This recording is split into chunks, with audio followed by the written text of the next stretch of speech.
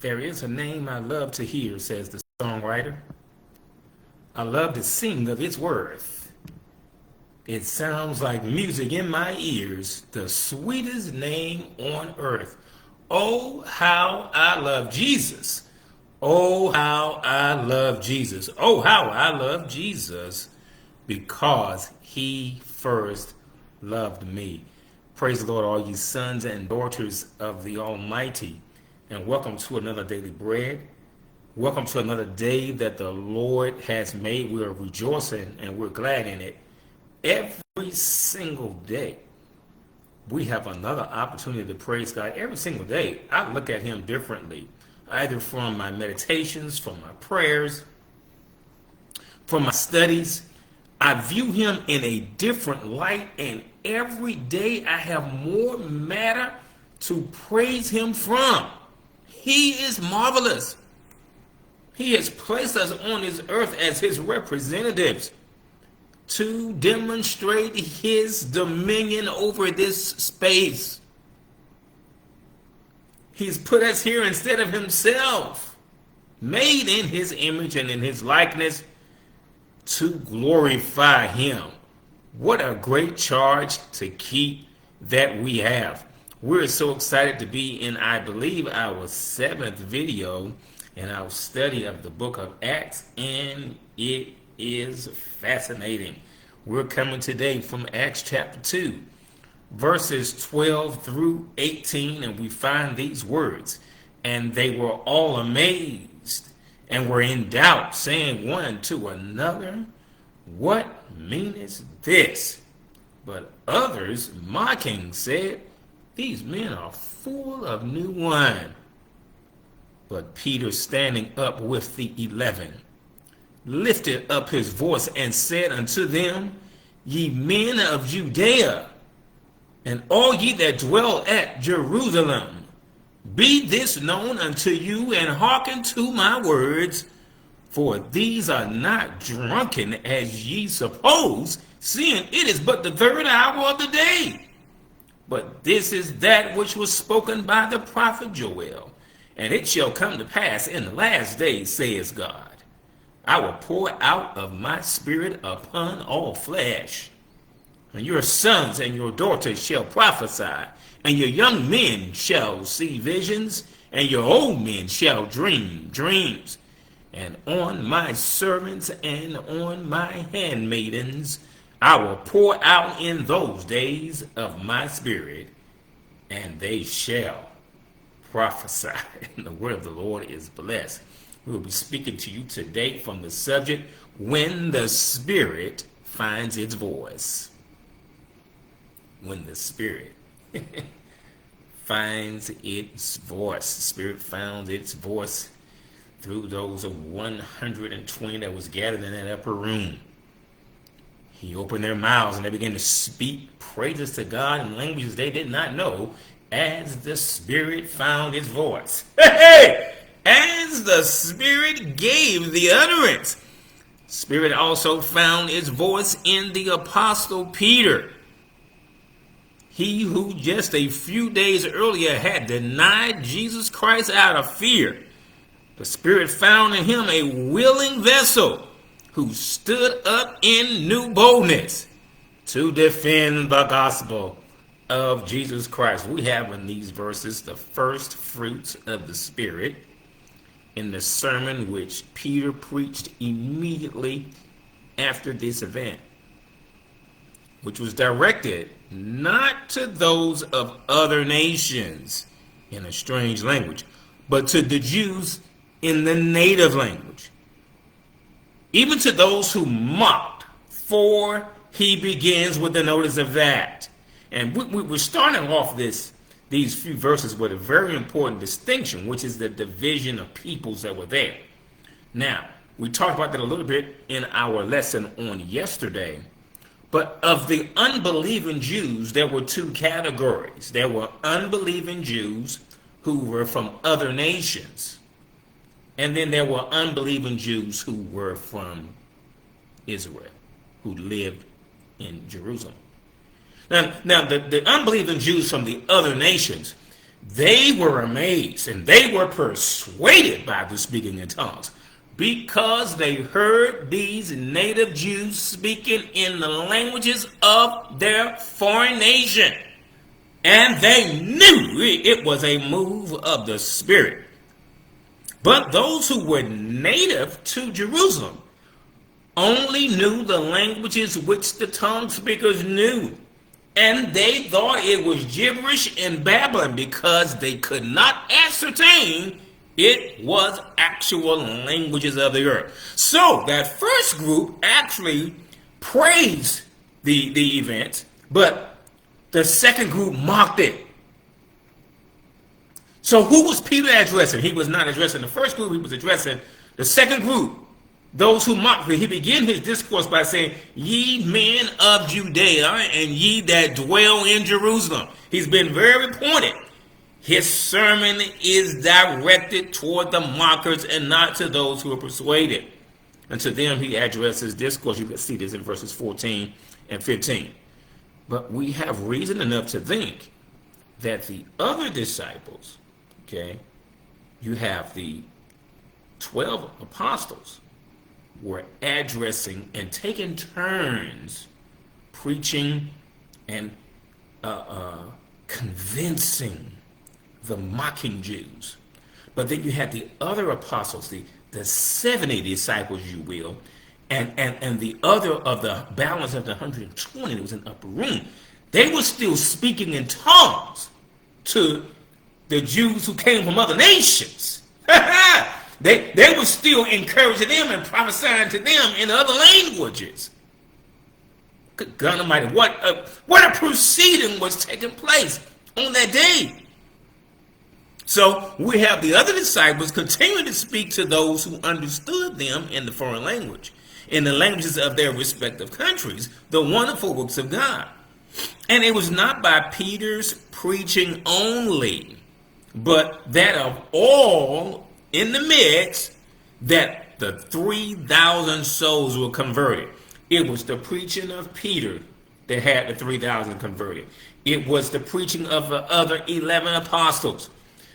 It was the preaching of the 70. It was the preaching of the rest of the 120 in other languages that caused this great harvest of souls to come in, because through these 120, the Spirit found its voice. Good God Almighty.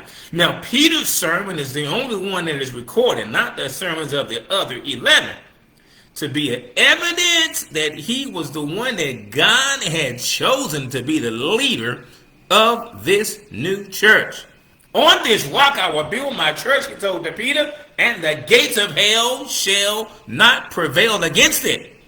Hallelujah. Peter was the one that was the gifted orator. Not only is Peter's sermon recorded for that reason, but also an evidence for Peter that he was thoroughly recovered from his fall and thoroughly restored to the divine favor that he had lost when he denied Jesus Christ. But you know, Jesus had it all planned. Jesus knew that Peter was going to deny and told him, when you are converted, sir, strengthen your brethren, because I have chosen you, even knowing the flaws and the shortcomings that you have yet to commit. I still have chosen you. Hallelujah. The Spirit is speaking to you right now and letting you know, even though you are a fraction of what Jesus has designed for you to be, does not mean that you have not been selected by him. He still has calling your name. Woo! And one day he will prove it. He will restore you and put you in the place where your room gift has made the room for you. He that had sneakingly denied Christ now just as courageously confesses him. Now notice in Peter's introduction here, he demands the attention of the auditory. Hear me! Peter stands up to show that he wasn't drunk, as they had, alleged that he was with the other 11, and begins to speak to them the gospel of Jesus Christ. Now, interestingly, those with the greatest gifts were assigned to the unbelieving Jews who were opposing the gospel the most. And those with lesser gifts was assigned to those who were basically resigned to the gospel and persuaded to the gospel. So that's another division that we see here in this chapter. There were some who were not so prejudiced as the mockers were.